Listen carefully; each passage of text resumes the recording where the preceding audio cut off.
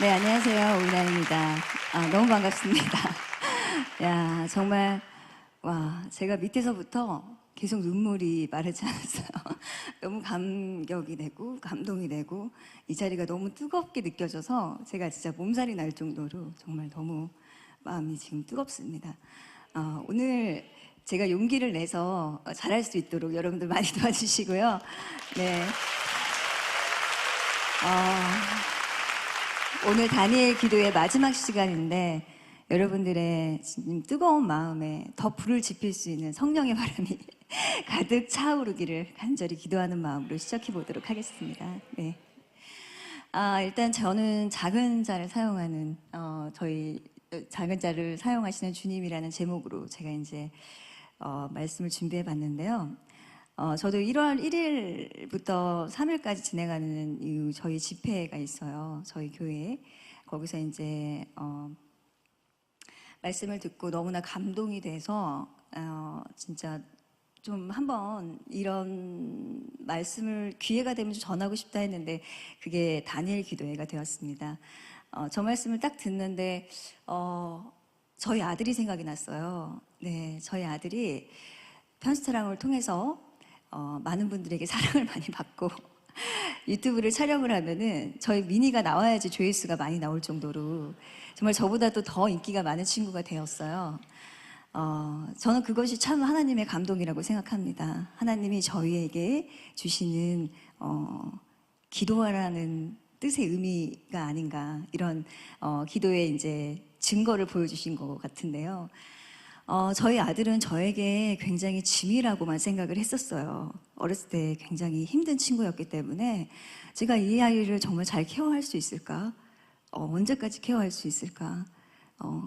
늘 자신이 있었지만 마음 한구석에는 굉장히 불안함이 굉장히 많이 있었고, 제 인생은 정말 미니와 떨어질 수가 없는 그런 인생을 제가 살고 있었다 보니까 그 미니가 많은 분들에게 사랑을 받는 그런 모습들이 굉장히 저에게는 큰 위로가 되었거든요.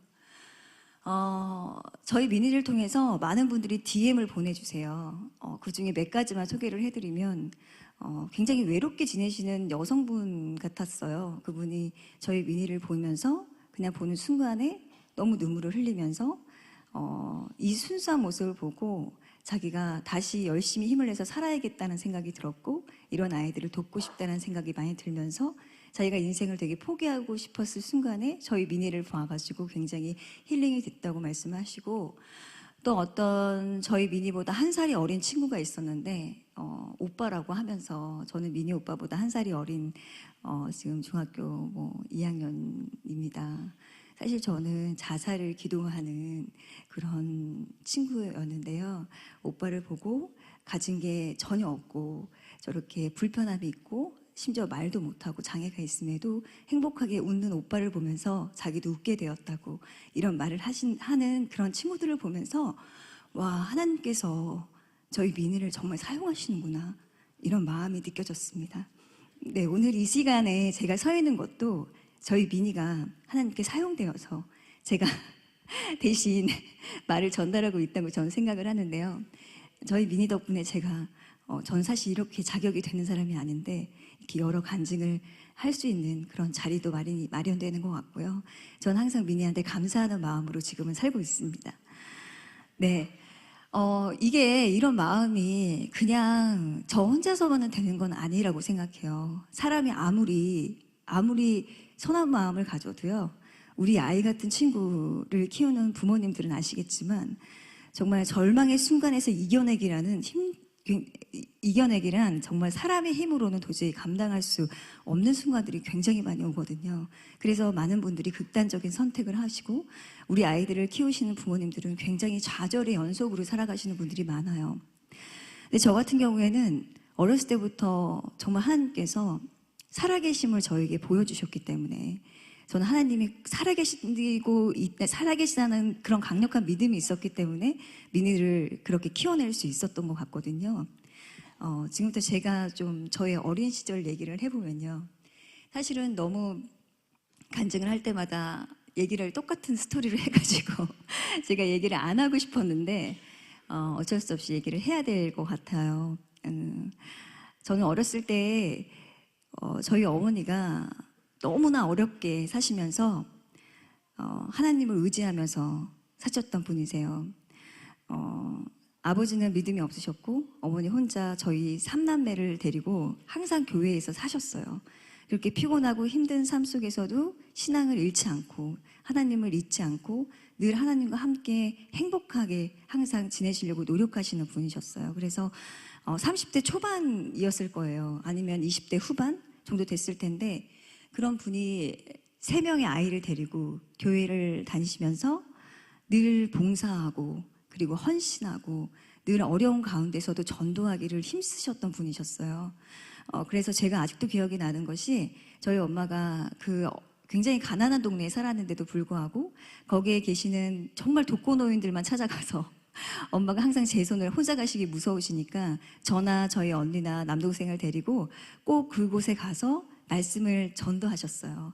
그리고 찬양도 많이 했고요. 저는 그게 굉장히 많이 기억이 많이 남는 것이 혼자 사시는 그때 분들이 좀 양말에 구멍이 나거나 아니면 이제 치아가 다 빠지셨거나 아니면 찬송을 부르실 때 너무 못 부르시거나 이랬을 때 제가 너무 심하게 웃어가지고 엄마가 항상 옆에 꼬집었던 기억이 너무 나가지고 그거를 잊을 수가 없다고 엄마가 그렇게 말씀하셔서 저도 그때 생각이 너무 많이 나는데요. 그렇게 열심으로 신앙생활 하시다 보니까 저도 하나님이 계시지만 제가 말씀을 막 들어서 뜨거운 막 열정이 있고 이러진 않지만 그래도 하나님이 항상 저희와 함께 하신다는 그런 확신한 믿음으로 어렸을 때부터 자라게 되었어요. 그래서 항상 교회와 집, 그 모든 놀고 모든 생활, 크리스마스 뿐만 아니라 모든 활동을 거의 교회와 함께 했었어요. 어린 시절을. 그래서 교회에 항상 이렇게 봉사하고 찬양하고 이랬던 일들이 저희도 굉장히 익숙했었는데요. 그러던 어머니가 교회를 떠나게 되는 사건이 일어나게 되었어요. 저희 어머니가 교회를 열심히 다니시다가 하나님께서 은혜를 충분하게 부어주셔서 그렇게 어렵게 사시다가 열심히 돈을 벌으셔가지고 집을 하나 장만하셨어요. 근데 그 집이 낡아서 그 집을 건축을 하게 되는 그런 큰 하나님의 은혜로 건축을 하게 되는 그런 축복을 받게 되었습니다. 그래서 그 축복을 어디 다른 데서 할 게 없이 그냥 교회에 건축을 하시는 분이 있다고 해서 그분한테 맡긴 거예요. 근데 거기서 사기를 당하는 그런 슬픈 사건이 일어나고 말았는데요. 저희 어머니가 무슨 이유에선지 그 상처가 너무 커가지고 사실 제가 그때 당시였다면은 교회까지 떠날 필요가 있었을까 이런 생각이 드는데 저희 어머니는 너무 상심을 하신 거예요. 그 돈이 너무나 힘들게 벌으셨던 돈이었기 때문이었겠죠. 모든 인생에 다 걸려있는 그런 돈이었기 때문에 그렇게 그리고 특히 교회에서 그런 사기를 당했다는 것이 어머니는 굉장히 상처였던 것 같아요. 그래서 어머니가 교회를 떠나게 되었습니다. 그래서 저희도 같이 교회와 멀어지는 일이 생기게 되었어요. 그리고 저희가 굉장히 힘든 시기를 보내게 되었어요. 일단은 첫 번째가 어머니 얼굴에서 웃음이 사라지더라고요. 아기였을 때는 엄마가 항상 웃었던 굉장히 긍정적이고 밝으신 분이었는데 어느 순간부터 엄마는 항상 소리를 지르고 인상을 쓰고 어느 순간부터 엄마는 항상 얼굴에 그늘이 져 있는 모습이었어요. 근데 저희는 어렸을 때 저희가 가난했지만 부자라고 생각했던 이유가 엄마가 항상 긍정적이셨기 때문에 저희에게 항상 슬픈 느낌을 주지 않으셨어요. 가난이 힘들다는 느낌을 주지 않으셨기 때문에 저희도 기쁘게 그냥 생활을 했는데 아무렇지 않게. 근데 오히려 정말 그 이후에 엄마가 믿음이 없어진 그 순간부터는 저희도 너무 괴로운 거예요. 이 가난이. 돈이라는 걸 알게 되고 이 가난이 얼마나 슬프고 힘들고 이 종말이 오는 것처럼 정말 사람은 정말 이렇게 힘들어지는구나라는 사실을 알게 된 거예요. 저희 엄마의 얼굴을 통해서. 그리고 10대 때 굉장히 불우하게 자랐기 때문에 저희 자녀들을 굉장히 많이 방해했고 특히 저 같은 경우에는 공부도 못하고 예체능으로 무용을 하고 있었는데 무용도 잘 이렇게 하지 못하고 막 그러니까 부모님한테 반항을 해봤자 무슨 돈이 나올 것도 아니고 하니까 저는 막 진짜 밖에 나가서 알바를 하고 어린 친구가 막 그런 생활이 좀 많이 있었던 것 같고 어렸을 때 정말 어머니는 정말 저희 어머니가 이런 얘기하는 거 싫어하셔가지고 제가 웬만하면 안 하려고 하는데 이건 꼭 좀 짚고 넘어가야 되는 일이어가지고 네, 정말 가난하게 살다가 저희 아버지가 또 사기를 당하셔가지고 또 그런 분들한테 이상하게 사기가 좀 잘 당해요, 그렇죠? 저희 아버지가 또 마음이 너무 좋으시거든요. 이게 신앙은 없으신데 지금은 있으시지만 그때 당시엔 없으셨지만 사람이 너무 좋으시니까 보증을 잘못 써가지고 또 사기를 당하신 거예요. 그래서 또 그 보증금 없는 보증금에 또 이렇게 잘은 모르지만 계속 가난의 밑바닥까지 찍었던 정점까지 찍었던 순간까지 오게 되었어요. 그때 제가 또 기억이 나는 것이 어머니가 누워 계시고 아버지는 없는데 제가 이제 백화점에서 알바해서 월급을 받는 날이어서 제 기억으로는 가족들과 맛있는 거라도 한 끼 먹으려고 했던 것 같아요. 근데 빚쟁이가 와 계시는 거예요. 그래서 저희 어머니가 진짜 띠를 매시고 누워 계시고 드라마처럼 정말 누워 계시고 빚쟁이가 앞에서 정말 가지도 않고 두 분이 앉아 계셨나 세 분이 앉아 계셨나 있었어요. 그래서 제가 정말 그 분한테 제가 조금 이런 말씀을 드려도 되는지 모르겠어요. 깡에 있었다고 해야 될까? 그러니까 이 월급 봉투를 던졌던 기억이 나요.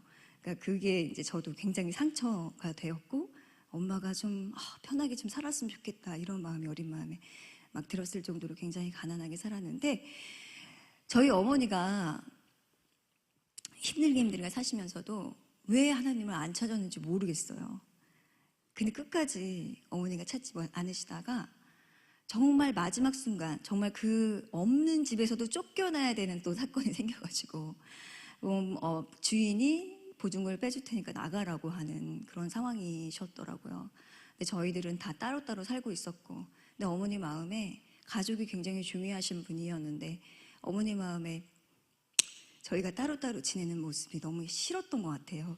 그러니까 같이 화목하게 같이 살아서 저희가 시집 가기 전까지 이제 어머니가 데리고 계시고 싶은 마음이 있으셨었던 것 같은데 그래서 집을 굉장히 빨리 구하고 싶은 마음이 있었는데 돈이 없다 보니까 낙심하고 상심하죠. 어디서 돈을 구하겠어요. 그러니까 그런 뭐 큰 집은 뭐 고사하고 그냥 그만한 집을 이사 가기에도 굉장히 부족한 돈이었는데 어머니가 항상 그 벼룩시장 있죠. 그 벼룩시장 그라고 아세요? 그 무슨 신문지 같은 거 있잖아요. 예전에는 그랬죠. 그때는 SNS나 이런 게 없었으니까 그런 데서 보고 막 방을 구하고 직업을 구하고 했던 것 같아요.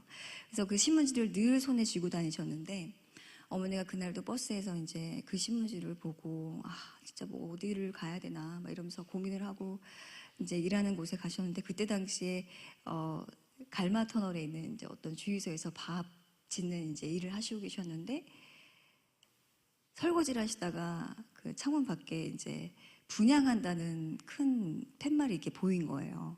그래서 어머니가 거기를 쓱 보고 끝나고 한번 거기를 가봐야 되겠다 해서 갔는데 집이 너무 좋은 거예요.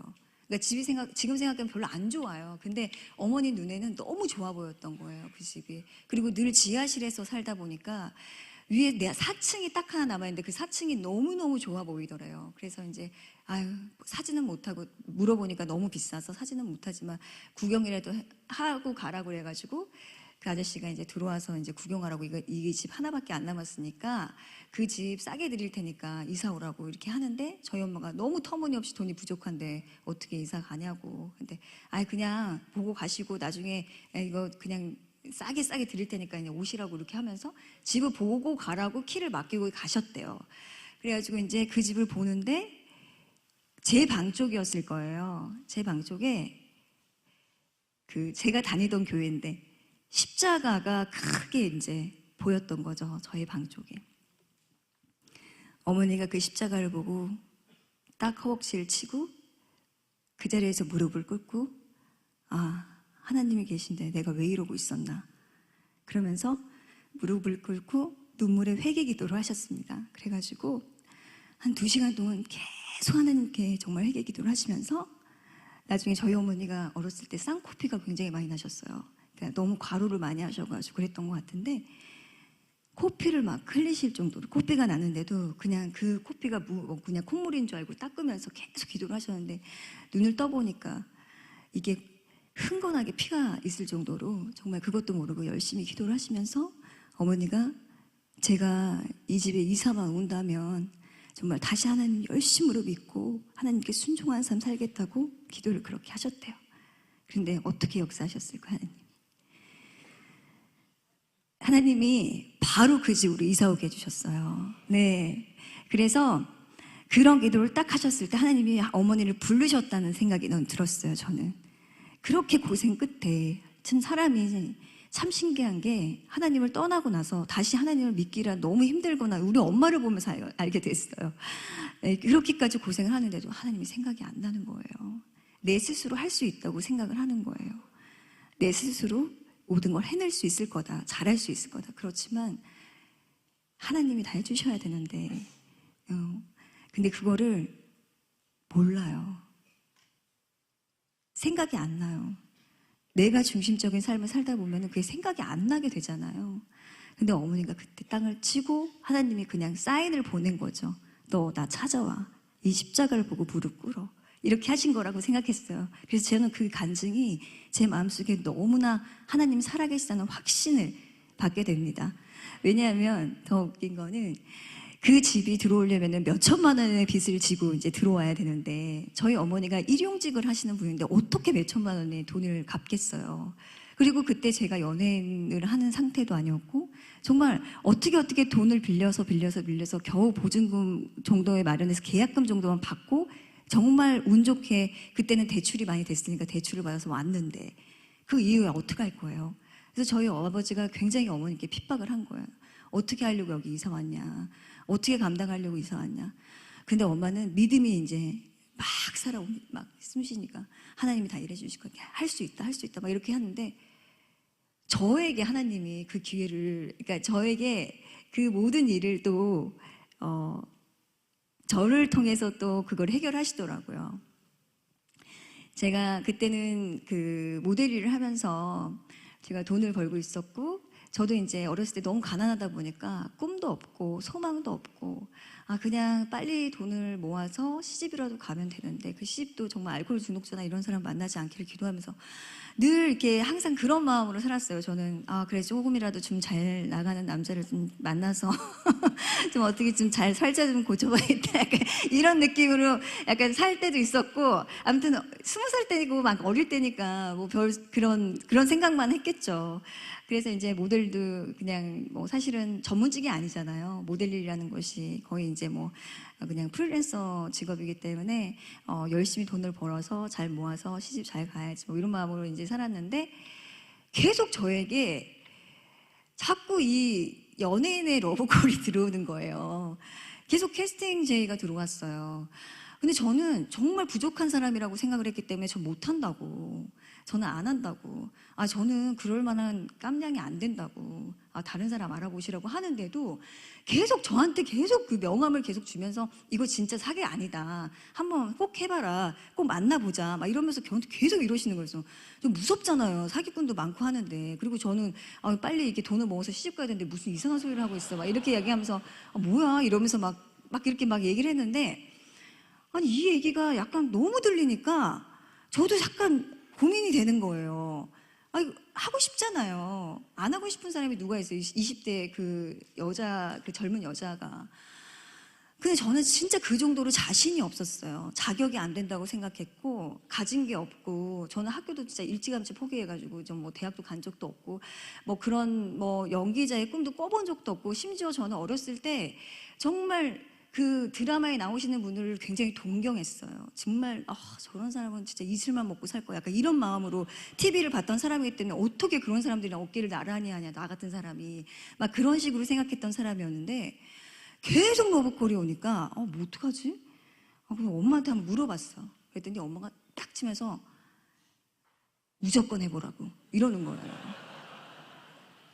엄마, 그 돈도 많이 들고, 뭐, 우리 아는 사람도 없는데 어떻게 하나님이 다 해주실 거니까 무조건 하라는 거야.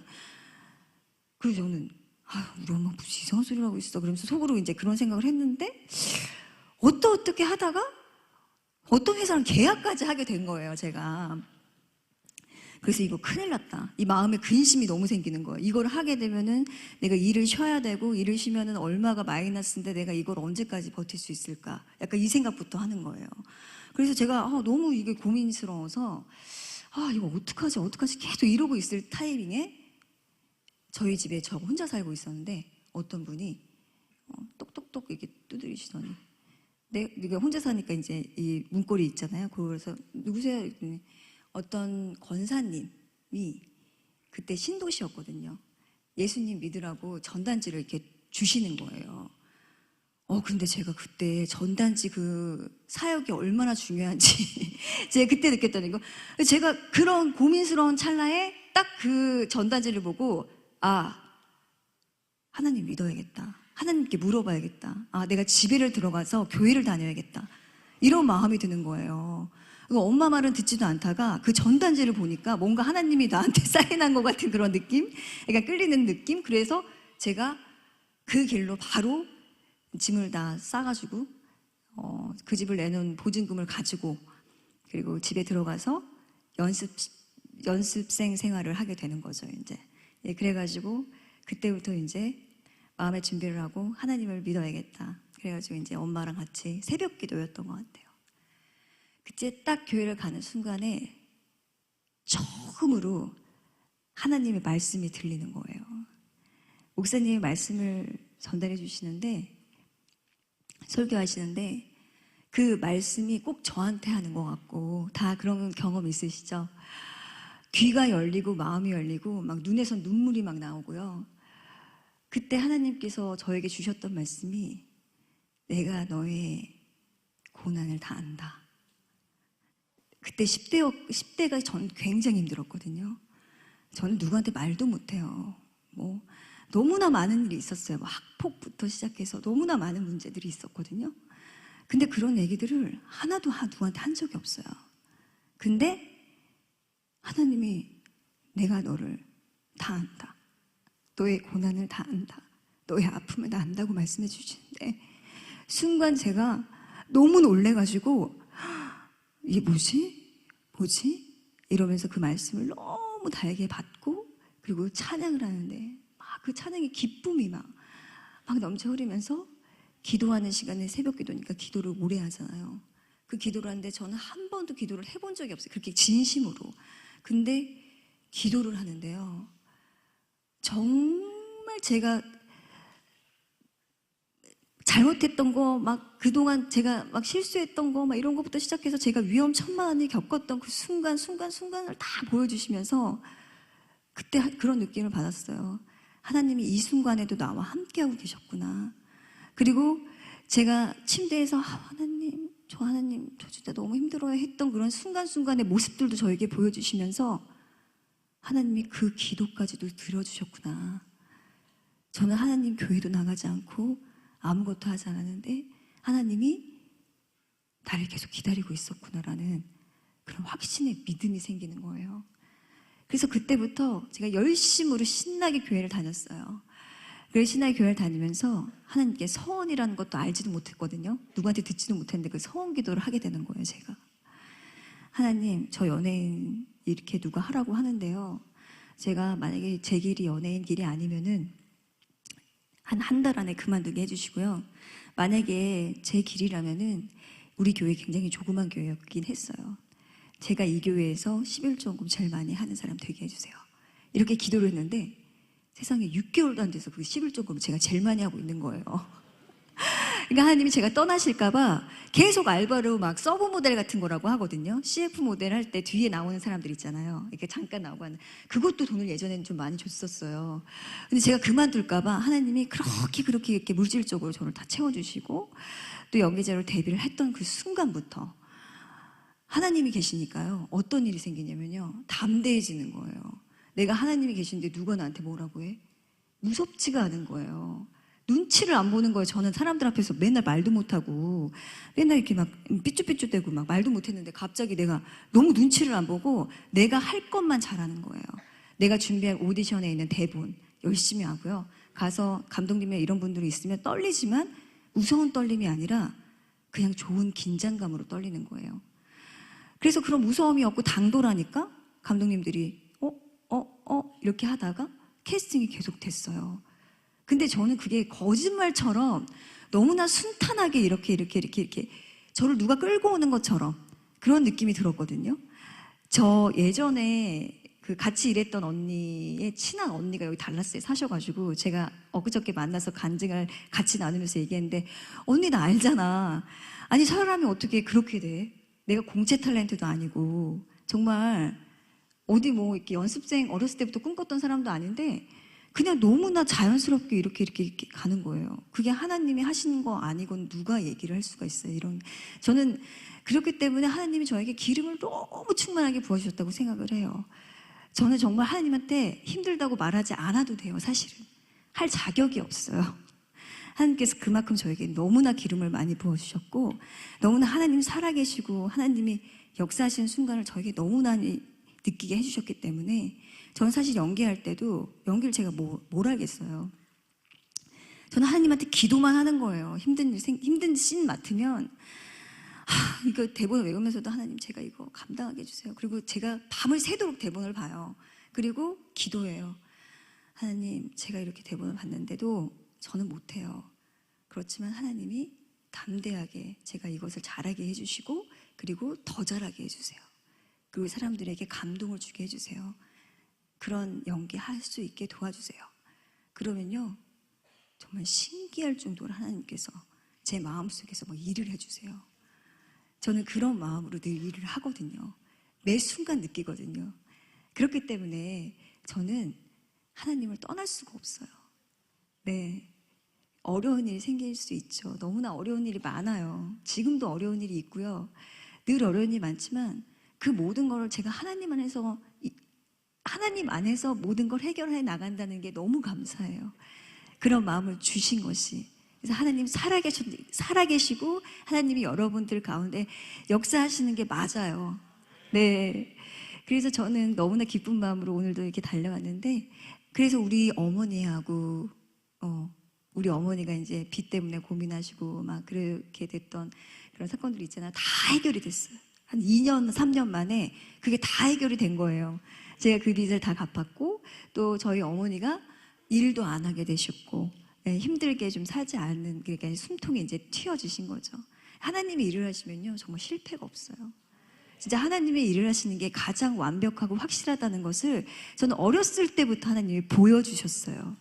네, 그래서 저는 항상 믿음 안에서 이렇게 살고 있었는데 제가 딱 일을 막 너무 열심히 하고 있고 진짜 뭐 하나님께서 막 기름도 충만하게 부어주셔서 제가 작품도 진짜 활발하게 활동하고 있었는데 갑자기 제가 결혼을 하겠다는 마음을 먹게 되는 거예요. 그 이유는 제가 레이싱거 출신인데요. 그 남자들의 약간 시선이 제가 너무 부담스러웠었어요. 연기를 너무 잘하고 싶은데 사람들이 연기적으로 저를 보는 게 아니라 외모적인 거를 먼저 보게 되고 실제로 정말 야한 영화들이나 이런 것들이 굉장히 많이 들어왔었고요. 근데 저는 그게 너무 싫어서 다 안 했어요. 정말 좋은 작품도 많았었는데 제가 안 했어요. 그러니까 여러분도 보시면 저도 은혜 씨가 노출 이런 거 많이 안 하셨던 것 같은데 라고 생각하시는 게 굉장히 많이 들어왔는데 제가 어렸을 때 그거를 제가 담대하잖아요. 신인 때 누가 그 대감독님들한테 그런 얘기를 해요. 못한다고 안 한다고 맨날 매니저랑 싸우고 막 그런 그런 사람이었어요. 그래서 되게 이제 그런 것들이 그렇게 겉모습을 보여주는 게 싫어가지고 제가 좀 빨리 결혼을 선택을 했어요. 그래서 어머니도 되게 놀랬고 제 주변 지금도 엊그저께도 예지원 언니라고 저랑 올드미스 다이어리 촬영했던 언니를 만났는데 그때 저한테 우리 다 뜯어 말렸는데 네가 그때 귀가 안 들려가지고 네가 이렇게 됐다 이러면서 말씀하시는데 맞아요. 진짜 귀에 안 들리더라고요. 뭐가 안 들리고 하나님을 믿는다고 하면서도 충분히 저는 기쁜 마음으로 하나님 정말 축복해 주세요 이렇게 기도했지 하나님의 선택과 하나님이 어떤 거를 좋아하실지 그런 걸 묻질 않았던 것 같아요. 그냥 어리고 정말 그런 마음이 있으니까 뭐 이렇게 막 사람들이 저를 이렇게 보는 것도 싫고 이런 마음이 있으니까 빨리 결혼을 하게 되더라고요. 근데 생각해보면 하나님께서 저에게 민희를 주시기 위해서 이 결혼도 하시게 하신 것 같다는 생각이 들어요. 예, 저는 그래서 모든 게 하나님 섭리가 있기 때문에 저한테 안 좋은 일을 통해서라도 하나님께서 뭔가 하시고 하는 그런 일이 있었을 거라는 생각을 하기 때문에 누구도 원망하지 않아요, 저는. 네, 제 삶의 선택에 잘못됐다, 뭐 후회도 사실 별로 안 하고요. 어쨌든 제 삶을 또 열심히 살아가면 되는 거니까요. 네, 그래서 이제 제가 저희 미니를 만나게 되고, 미니가 태어나고 한 돌이 지나고 나서부터 그게 좀 많이 좀 힘들었어요. 그리고 미니가 돌 지나고 탈장 수술을 하게 되는데요. 제가 촬영을 갔다 왔는데 어느 날 제가 어느 정도로 바빴냐면요. 미니를 놔두고 그때 당시에 그 바람의 나라라는 드라마 촬영을 하고 있었는데 그때 당시만 해도요. 늘 지방 완도, 그때 중국 촬영도 있었고 로케이션들이 굉장히 많았어요. 코로나 전이었으니까. 그래서 제가 너무 미니 때문에 못하는 스케줄이었는데 그거를 하게 되는 상황들이 늘 생겨가지고 늘 조바심을 가지고 이제 아이를 케어를 못 해가지고 늘 마음이 항상 뭐 이거 연기하는 것도 아니고 아이를 보는 것도 아니고 항상 중간에 껴가지고 이렇게 되게 붕 뜬 삶을 살고 있었을 쯤이었는데 마음이 조급하다 보니까 빨리 촬영 끝나고 바로 집에 오는 게 일수였어요. 완도에서도 늘 집에 오고요. 얼마나 매니저가 힘들었겠어요. 매일매일 거기서 자고 숙소에서 한 일주일을 생활해야 되는데 저는 그걸 매일 출동을 했어요. 근데 어느 날 12시쯤에 들어왔는데 분장도 안 주고 들어왔는데 애가 공항 밑으로 뭐가 튀어나와 있는 거예요. 근데 엄마도 못 보고 저만 본 거예요. 그날, 그 시간에. 엄마 이게 뭐야? 그랬더니 모르겠어. 어떻게 그래서 제가 애를 들고 이제 뛰었죠. 병원을 갔어요. 탈장이 됐다는 거예요. 탈장이 됐는데 뭐 방법이 없는 거예요. 탈장이 되면은 의사 선생님이 손으로 이렇게 밀어 넣는 것밖에 방법이 없대요. 근데 그 어린 아이가 밀어 넣는데 막 자지러지는데 엄마를 막 자꾸 끌어당기는데 엄마는 막 손을 잡아주지도 않고 할머니도 막 손을 잡는데 할머니도 막 손을 잡아주지 않고 이러니까 애가 너무 그 배신감과 충격이 엄청 컸던 것 같아요. 그리고 나서 내가 안아주려고 이렇게 끝나고 나서 안으려고 했더니 저를 막 밀치는 거예요. 그러니까 1살 반밖에 안 됐는데 힘이 얼마나 센지요. 제가 이렇게 밀쳤어요. 그때 마음이 쿵 내려앉더라고요. 그때 사실은 제가 남편분께서 좀 금전적인 그런 힘듦도 있었고 이래가지고 일을 꼭 해야 되는 상황이었거든요. 마음이 너무 아픈 거예요. 그리고 엄마한테 가는데 옆에 있는 분이 어머, 쟤는 왜 엄마한테 안 가려고 해? 이 얘기를 듣는데 마음이 너무 출렁 내려앉더라고요. 어떡하지? 나 앞으로 어떻게 살아야 되지? 나 우리 민이 너무 사랑하는데 우리 민이를 위해서 진짜 목숨까지도 내놓을 수 있는 마음이 되어 있는 사람인데 내가 이렇게 아이를 키우는 게 맞나? 막 이러면서 별의별 생각을 다 들었고 그러면서 이제 그런 무거운 마음으로 어쩔 수 없는 현실은 어쩔 수가 없으니까 또 계속 일을 하는 가운데 아이가 막 폐렴이 걸리고 너무 아픈 거예요. 그래가지고 안 되겠다, 좀 쉬어야 되나? 그러고서 이제 일을 좀 이거 끝나면 쉬어야겠다 생각을 했는데 몸이 제가 이상하게 몸이 안 좋다고 생각했는데 카메라 감독님이 저를 딱 보면서 야, 너 목이 좀 이상한 것 같아 이러는 거야. 네? 일로 와봐. 일로 와서 카메라 봐봐. 녹화된 걸 보여주는데 여기 왜 이래? 임파선도 아닌데 여기가? 이러는 거야. 몰라요? 나 목이 왜 이러지? 그때 너무 바빠서 제 몸을 뭐 이렇게 막 챙길 시간이 없었거든요. 이상하다. 그래서 다음날 병원을 갔더니 조직 검사를 해보려는 거예요. 그래가지고 네? 조직 검사요? 그걸 어디서 해야 돼? 큰 병원 가서 해야 된다는 거야. 갑상선에 문제가 생긴 것 같다. 그래서 갑상선이 뭐예요? 난 갑상선이 뭔지도 몰랐거든요, 그때. 그래가지고 가서 조직 검사를 했는데 제가 갑상선 암 판정을 받은 거예요. 근데 저는 이 스트레스가 그만큼 무섭다라는 생각을 했어요. 갑상선 암이 걸리고 제가 이제 아이가 아프고 하면서 이런 걸 누구한테 말도 못하고 다 몸으로 이제 버티다 보니까 그 젊은 나이였는데도 이제 스트레스로 암이 생긴 거죠. 그래서 제가 한 6, 7개월 동안 일을 이제 못하고 목소리도 안 나오고 이제 그러다 보니까 일을 못하고 아이를 케어하는 그런 시간들이 있었고 이제 암이 걸리고 아이를 케어하면서 이렇게 쭉 보니까 제가 이 결혼 생활이 너무 힘들 것 같다라는 생각이 너무 들었어요. 그래서 혼자, 그러니까 남편의 눈치 보고 일을 하고 막 이런 것도 너무 힘들었고 해서 그냥 혼자 아이를 키우는 것이 맞겠다고 생각을 해서 아이를 이제 혼자 케어를 하게 되었는데, 처음엔 정말 자신 있었거든요. 정말 잘 키울 수 있다 자신 있었는데, 아이가 이제 아픈 것이 이게 발달 장애인이라는 기본적인 어떤 그 레퍼런스, 그러니까 볼 수 있는 예시를 저는 본 적이 없었어요. 잘 여러분들 그게 되게 문제예요. 그러니까 제가 우리 미니를 세상 밖으로 자꾸 내보내려고 하는 이유 중에 하나도 우리 미니 같은 자폐 스펙트럼의 아이들이 어떤 모습인지 사실 한국 사람들은 잘 몰랐어요. 그때 당시 저도 그랬거든요. 왜냐하면 잘 못 봤거든요. 서울에서. 그래서 잘 못 봤기 때문에 이 아이가 이 병이 어떤 건지 난 구체적으로 알지를 못했어요. 그래서 그때부터 다큐멘터리를 찾아보고 영상이나 다큐멘터리나 책이나 이런 걸 통해서 이제 아이의 병에 대해서 이제 알게 됐는데, 그때마다 끝까지 볼 수가 없는 거예요. 아니야, 아니야, 아니야. 그러면서 계속 끝까지 영상도 못 보고 다 꺼버리고, 아니야, 우리 아이 아니야. 우리 아이 하나님이 키워주신 아이고, 어렸을 때부터 태어난 그 순간부터 나는 하나님한테 맡겼고, 하나님이 다 이 아이를 케어해 주실 건데 이 아이가 정말 그럴 리가 없다고 생각을 하면서 고칠 수 있다고 생각했고, 병원에서도 판정도 그렇게 나오지 않았어요. 그래서 제가 정말 그때부터 열심으로 미니를 케어하면 아이가 잘 클 거라고 생각을 했죠. 그래서 늘 부흥회니 뭐니 기도원이니 늘 가서 기도를 매일 했어요.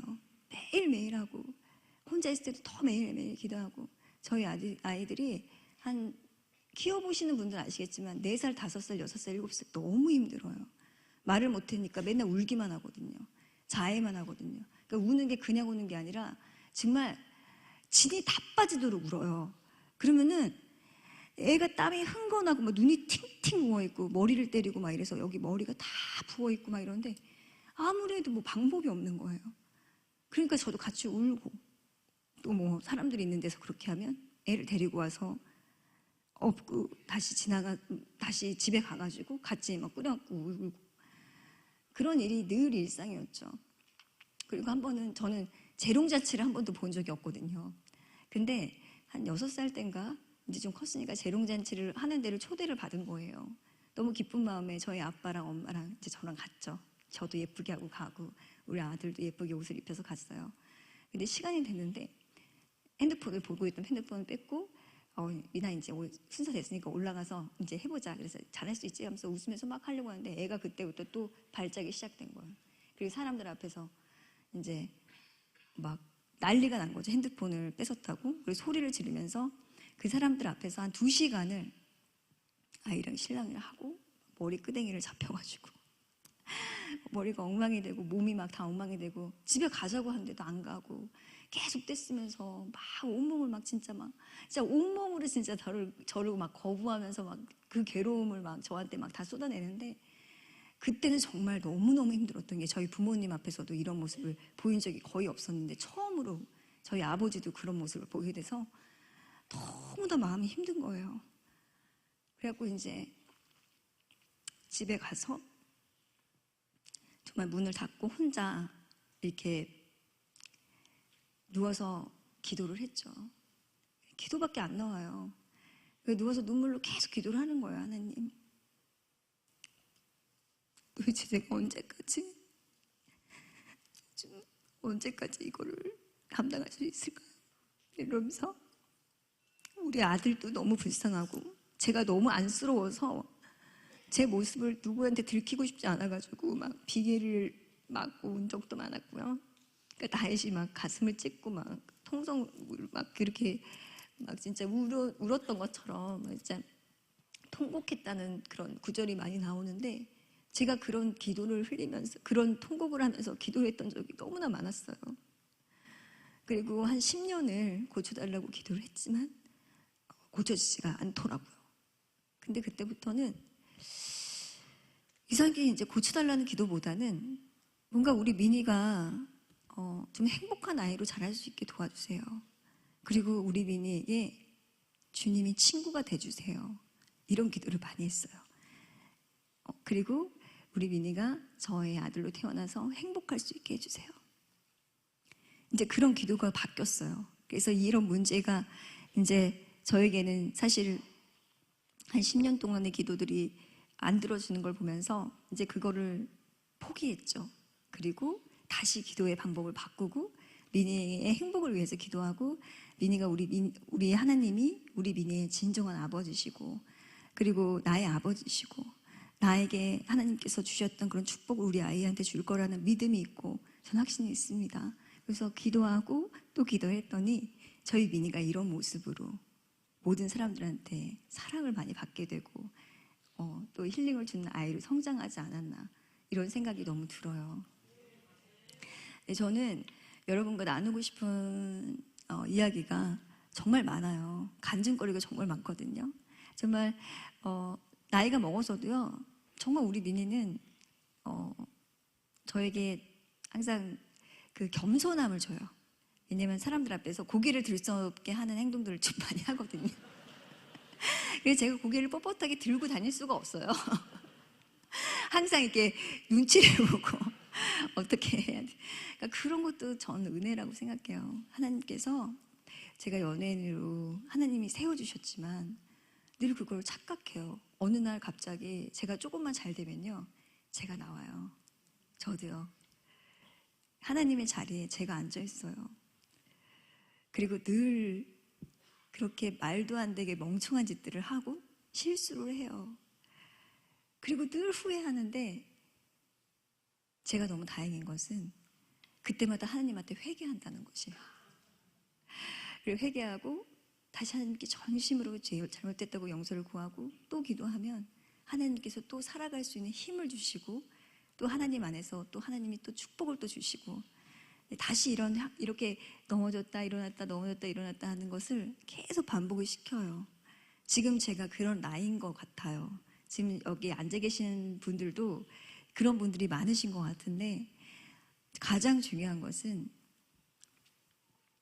작은 문제를 만났을 때는 뭐 의사의 상담도 받으면 회복될 수 있고, 약을 먹어도 치료가 될 수 있고, 어쩌면 사람을 잘 만나면 위로가 되기도 하고, 그렇죠. 근데 이제 큰 문제에서는 하나님 말고는 답이 없어요. 이제 확신해요, 그거는. 그래서 제가 큰 문제가 만나면 하나님이 지금 나와 함께 무언가를 해결하려고 하시는가 보다 라고 저는 생각하거든요. 최근에도 일도 너무 많았어요. 그리고 우리 아이가 이제 에버랜드에 저번에 이제 한 3달 전? 4달 전에 11월 달쯤에 에버랜드에 갔었는데, 오랜만에 에버랜드를 가니까 아이가 막 눈을 깜빡깜빡거리면서 되게 불안해하는 거예요. 불안해하더라고요. 그래서 얘가 왜 이렇게 불안해하지? 예전하고 너무 다른데? 이렇게 생각을 했어요. 근데 좀 나도 긴장을 해야겠다 생각을 했는데, 그날따라 이상하게 우리 미니 또래 친구들이 소풍을 많이 온 거예요, 그쪽으로. 근데 우리 미니가 뭐가 변화가 됐냐면, 덩치가 커지고 자기가 키가 커지니까 자기 또래 아이들이랑 자기가 다른 걸 느끼는 것 같아요. 그래서 가기 싫어하는 것 같아요. 그 친구들 변하기 싫어하고, 오히려 작은 아이들이 있으면 안 그런데 자기 또래 아이들만 있으면 약간 피하더라고요. 그리고 텐트럼 이렇게 코 이렇게 하고 혼자 이렇게 있는 게 있는데, 그거를 너무 많이 반복을 하는 거예요. 원래 놀러 오면은 시각에 충족이 돼서 안 그러거든요. 근데 너무 그래요.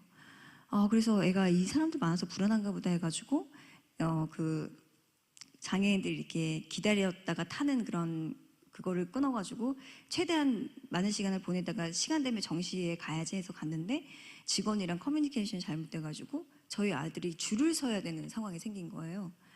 근데 그때 뭐가 해결이 안 되면 아이들이 짜증이 갑자기 확 오거든요. 그래서 머리를 막 때리고 거기서 막 진정이 안 되니까 더 못 들어간다고 이제 직원이 그 얘기를 한 바람에 아이가 난리가 난 거예요.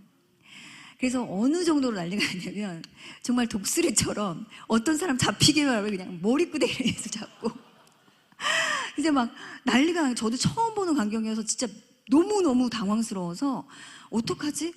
그러면서 제가 하나님 계속 기도하면서 제가 맨날 기도하거든요. 하나님 제발 도와주세요. 제가 지금 사람들 앞에서 지금 이러면 안 돼요. 하나님 제발 도와주세요. 계속 그런 기도를 막 했어요. 정신 나간 사람처럼. 근데 사람들은 다 전 줄 알잖아요. 제가 좀 튀게 하고 다니는 경향이 있어요. 또 모르게 좀 하고 다니면 되는데 제가 좀 튀어요. 그래서 사람들이 다 알아요. 근데 또 우리 미니까지 공개를 하다 보니까 더 알죠. 근데 딱 보니까 미니야. 뭐야. 우리 미니가 TV에 나왔을 때 천사인 줄만 알았는데 쟤 왜 저래? 왜 저래? 막 수근수근 대는 소리가 나는데 거의 1시간을 그렇게 막 난리가 났어요. 막 제가 땀을 뻘뻘 흘리면서 진정이 안 돼가지고. 저도 진정하려고 노력했고 옆에 있는 사람들도 왔고 막 진행 요원들이나 이런 분들도 다 오셔가지고 말리는데도 잘 안 되는 거예요. 결국에는 어떤 아이 머리채를 딱 잡아가지고 아이가 이제 막 힘들어하는 상황에서 제가 막 딱 끌어안고 딱 잡고 제가 완전 몸을 막으니까 이제 미니가 이제 물어가지고 이제 상처도 크게 나고 막 그랬는데 그러면 이제 집에 와야 되잖아요, 제가. 근데 저는 집에 안 가요. 그리고 저는 미니에게 미안한 마음을 줘요. 그리고 계속 얘기해요. 미나, 봤지? 너 사람들한테 저렇게 피해주면 엄마도 너무 힘들고 창피하고. 그러니까 피하는 게 답은 아니더라고요. 그래서 그렇게 하면서 저도 걸어가면서 하나님한테 기도를 해요. 하나님, 도대체 이 타이밍에 저도 시간 내서 어렵게 왔는데 이렇게 기분이 안 좋고 왜 이런 상황들을 하나님들 만드실까요? 그런데 하나님이 이런 마음을 주시는 거예요. 어떤 누군가가 또 우리의 미니의 이런 모습을 보고 자기의 삶에 감사함을 느끼지 않을까? 저렇게 그 미니의 그 말할 수 없는 자기가 제어가 안 되는 그런 모습들을 보면서 제어할 수 있는 자기 몸을 갖고 있다는 사람들이 얼마나 감사함을 느낄까 이런 마음이 드는 거예요. 그래서 저에게 약간 되게 비전처럼 소망처럼 이런 게 생긴 게 세상에 좀 우리 미니 같은 친구들이 많이 나와서 많은 사람들이 그 친구를 도와주면서 힐링을 얻고 또 많은 사람들이 그 사람들을 우리 아이들 같은 친구들을 보면서 위로를 받고 그리고 본인의 삶에 만족하고 감사하는 마음이 좀 많이 생겼으면 좋겠다 이런 마음이 들어요. 그래서 작은 자를 사용하시는 주님이라고 말씀을 드렸던 게 저희 미니 같은 친구를 통해서도 그런 마음을 주시는데 여러분들한테는 어떤 사명을 주실까? 네. 정말 저희가 보잘것 없다고 생각을 하지만 하나님께서는 그 보잘것 없는 사람을 사용하신다고 저희에게 말씀으로 약속하셨고 저희가 부족하다고 생각하지만 하나님께서는 그렇지 않으신 거예요. 저희 생각과 하나님의 생각이 너무 다르신 거죠. 근데 저는 지금도 너무 힘든 순간이 많아요. 큰 문제도 많고 작은 문제도 많고 우리 미니는 아직도 갈 길이 멀고 오늘 사실은 보여드리고 싶었거든요. 근데 못 봤어요. 역시 저희 미니가 시차에 적응을 못 하더라고요. 그래서 지금 너무 꿀잠을 자고 있어요. 그리고 굉장히 막 여기 와서 막 좀 텐트럼이 심해져가지고 몇 번 이제 그런 좀 일이 있었지만 그래도 하나님께서 금방 잠재워 주셔가지고 이제 또 발작 증세가 조금 줄어들었고 그래서 저는 우리 아이를 통해서 이렇게 보시면은 아실 거예요. 이게 덩치가 커지고 정말 여자 혼자 어떻게 저걸 감당하지? 근데 저는 제가 감당한다고 생각하지 않아요. 하나님이 이 아이를 감당해 주시는 걸 제가 느끼거든요. 근데 죽는 그 순간까지도 하나님께서 이 아이를 감당해 주실 거예요. 그래서 죽고 나서 이 아이가 어떡하지? 나 없으면 어떡하지? 전 그런 생각 안 해요. 저는 최선을 다해서 민희를 케어하고 최선을 다해서 민희를 행복하게 지내고 최선을 다해서 민희랑 행복하게 웃고 최선을 다해서 민희랑 끝까지 친구처럼 잘 지내다가 딱 죽는 그 순간까지 우리 민희와 사랑한다고 인사하고 죽고 나서 이후의 삶은 하나님이 하실 거라고 생각해요. 네, 하나님께서 해주셔야죠. 제가 하나님 믿고 이렇게 살았는데 네, 하나님 믿고 이렇게 일어났고 하나님 믿고 살아계시고 하나님이 저에게 역사하셔서 제가 이 모든 걸 했다고 생각하지 않거든요. 저는 다 하나님이 하셨다고 생각해요. 그게 확신해요. 저는 그렇기 때문에 하나님이 그런 저에게 우리 민희도 똑같이 감당해 주실 거라는 그런 믿음으로 네, 살고 있습니다. 네, 한순간도 하나님을 떠나지 않고요. 저는 힘든 그 순간에도 제가 10년 동안 가슴에 통곡을 하면서 울면서 이 아이를 고쳐달라고 기도했지만 하나님께 응답이 없으셨어요. 그렇지만 전 하나님 떠나지 않았어요. 하나님 떠나지 않을 거예요. 네. 그 이유는 저에게 하나님 살아계심을 확실하게 보여주셨고 하나님께서 이루실 계획이 있다고 저는 생각하기 때문입니다. 네, 제가 말씀을 하나 준비했어요. 네, 한번 읽어볼까요? 네. 한번 같이 읽어주시죠.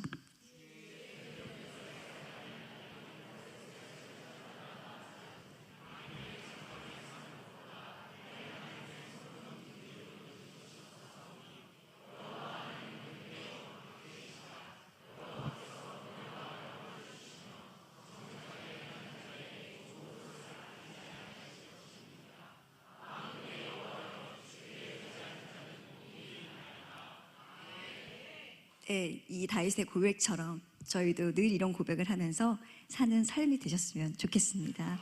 네, 오늘 이렇게 늦은 시간 저와 함께 해주셔서 감사하고요. 사실 굉장히 길게 하고 싶었는데 뭐 마지막 날이잖아요. 여러분들 기도 많이 하시고 각자의 삶에 진짜 간증의 주인공이 꼭 되시기를 간절히 기도하겠습니다. 감사합니다.